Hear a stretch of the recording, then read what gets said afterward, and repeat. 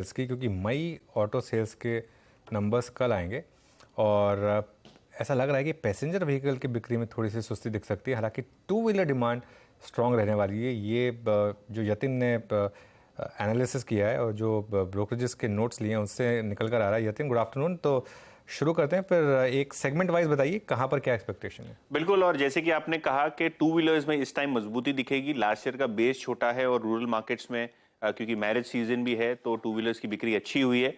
और जहां तक कि ट्रैक्टर सेगमेंट का और कमर्शियल व्हीकल्स का सवाल है, खास करके जो लाइट कमर्शियल व्हीकल सेगमेंट है यहाँ आपको पेन दिखेगा। तो ओवरऑल अगर हम देखें तो स्टेबल होनी चाहिए चीजें। पैसेंजर व्हीकल्स में भी हम देख रहे हैं यूवी डिमांड बहुत जबरदस्त है और महिंद्रा एंड महिंद्रा हो या मारुति हो, उनकी यूवी बिजनेस में अच्छी खासी ग्रोथ आपको देखने को मिलेगी।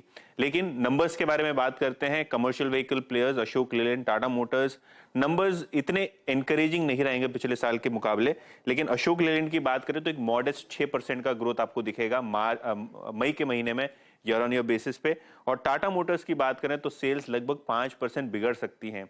और इसका रीजन ये है कि जो एक्सपोर्ट मार्केट्स हैं और लाइट कमर्शियल व्हीकल्स हैं, यहां 20 से 25% का डिक्लाइन देखेंगे। तो ओवरऑल नंबर्स आपको टाटा मोटर्स का नीचे दिखेगा। हालांकि जो इलेक्ट्रिक व्हीकल सेगमेंट है, पैसेंजर व्हीकल सेगमेंट है टाटा मोटर्स के लिए, वो अच्छा करेगा।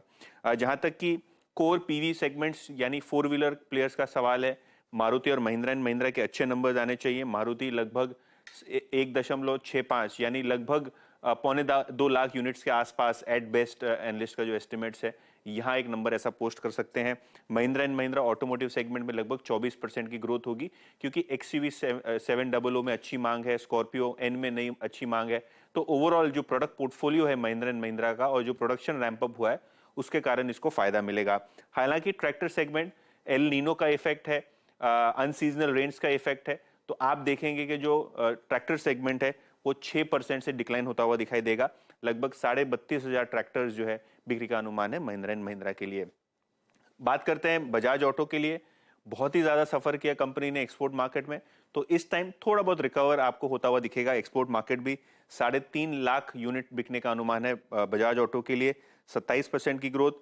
आइशर मोटर्स 20% की ग्रोथ। रॉयल एनफील्ड में फिर से एक बार आप रिन्यूड डिमांड देख रहे हैं, लगभग 76,000 यूनिट्स ये बेचते हुए दिखाई पड़ेंगे मई के महीने में। और हीरो मोटोकॉर्प और टीवीएस मोटर्स दोनों के नंबर स्टेबल रहेंगे। 7 से 8% की ग्रोथ एक्सपेक्ट कीजिए। हीरो मोटोकॉर्प लगभग 5.25 लाख यूनिट और टीवीएस मोटर्स लगभग 3.25 लाख यूनिट्स बेचता हुआ दिखाई दे सकता है आपको मई के महीने में। ओके, तो ये फिलहाल ऑटो बिक्री के आंकड़े का समीकरण। आप देखते हैं कल इवेंचुअली क्या रिएक्शन देखने को मिलता है इन नंबर्स पर। यतिन, आप हमारे साथ बने रहिएगा। टाटा मोटर्स पर